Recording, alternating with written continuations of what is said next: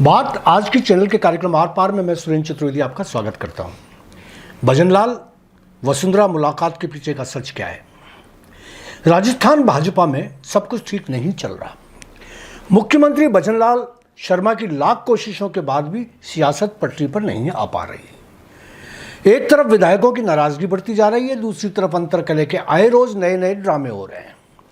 किरोड़ीलाल मीणा के इस्तीफे के ड्रामे का अभी पटाक्षेप भी नहीं हुआ था कि भजनलाल की पूर्व मुख्यमंत्री से भेंट ने सियासत गर्म कर दी है। भजनलाल की वसुंधरा से मुलाकात सिर्फ बजट सत्र के पूर्व की मुलाकात नहीं मानी जा सकती। जो दिखाया जा रहा है वो रत्ती भर भी नहीं। पहली बात तो वसुंधरा कोई अर्थशास्त्री नहीं। दूसरी बात यह कि बजट पूरी तरह बनकर तैयार हो चुका है। तीसरी बात यह कि यदि वसुंधरा को इतना ही काबिल माना जा रहा है तो उनको हाईकमान ने बर्फ में क्यों लगा रखा है? मित्रों, यह हो नहीं सकता कि भजनलाल बिना जुड़वा भाइयों के बताए वसुंधरा के घर देरी लांघ जाएं। यदि वह उनकी इजाज़त लेकर आए हैं तो जाहिर है कि वह बजट पर बात करने नहीं गए होंगे। यूँ भी बजट घोषणा से पूर्व किसी विधायक से डिस्कस नहीं किया जा सकता। इसे बजट लीक होना माना जाता है। असलियत तो यह है कि किरोड़ीलाल के करोड़ों दर्द हैं और हर दर्द की करोड़ों अभिव्यक्तियाँ। राष्ट्रीय अध्यक्ष जेपी नड्डा से मिलने के बाद और उनके साफ कहने पर भी इस्तीफा वापस ले लें, उन्होंने इस्तीफा वापस नहीं लिया है। इसे बगावत की पहली आर्ट माना जा रहा है। दिल्ली तक यह आर्ट पहुंच चुकी है कि भजनलाल के विरुद्ध क्रांति का बिगुल बच चुका है। हालत नाजुक है और कभी भी कुछ भी हो सकता है। कुछ भी का मतलब कुछ भी। वसुंधरा अपनी हर किस्म की बेकदरी के बावजूद खामोश हैं। उनका जितना अपमान हो सकता था हो चुका है।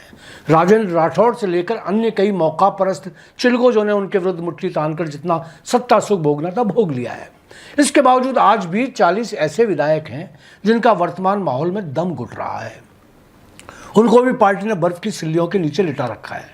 वसुंधरा समर्थक विधायक ही नहीं, बड़ी संख्या में अन्य विधायक भी क्षेत्रीय अधिकारियों की हठधर्मिता से पावरलेस हो चुके हैं। ऐसे में अंतरकलह, अंतर्विरोध कभी भी फूट सकता है। पार्टी में किरोड़ीलाल जैसे अभी और भी कई मानव बम फटने को तैयार बैठे हैं और इसी बम फटने की आशंका से भजनलाल जी का फुटबॉल फट रही है। लगता है वसुंधरा से मिलकर भजनलाल से तापक्रम पता लगाने को कहा गया है। यहाँ बताना बेहतर समझूंगा कि पिछले दिनों उदयपुर में सुंदरलाल भंडारी ट्रस्ट के कार्यक्रम में महारानी वसुंधरा ने इशारों में ही अपने दिल की बात खोल दी थी। वफा के बदले वफा नहीं मिलने की बात उन्होंने यूं ही नहीं कही थी। जिनकी उंगली पकड़कर चलना सिखाया जाता है उनकी उंगली काट देते हैं, जैसा डायलॉग उन्होंने यूं ही नहीं बोला था। राजेंद्र राठौड़ जैसे न जाने कितने ऐसे नाम हैं जिन्होंने वसुंधरा की उंगली पकड़कर सत्ता का सफर तय किया, सुख भोगा, मगर उन्होंने किसी भी तरह वसुंधरा को काटने में कोई कमी नहीं छोड़ी। वसुंधरा के बारे में हमेशा मैं कहता रहा हूं कि वह घाघ राजनेता हैं। शाह और मोदी के अंदाज में सियासत करती हैं। जल जाने पर भी रस्सी का बल नहीं जाता।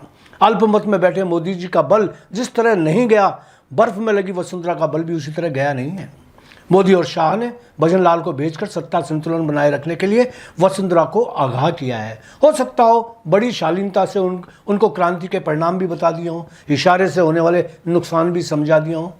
देखना होगा कि आत्मसम्मान बचता है या भय।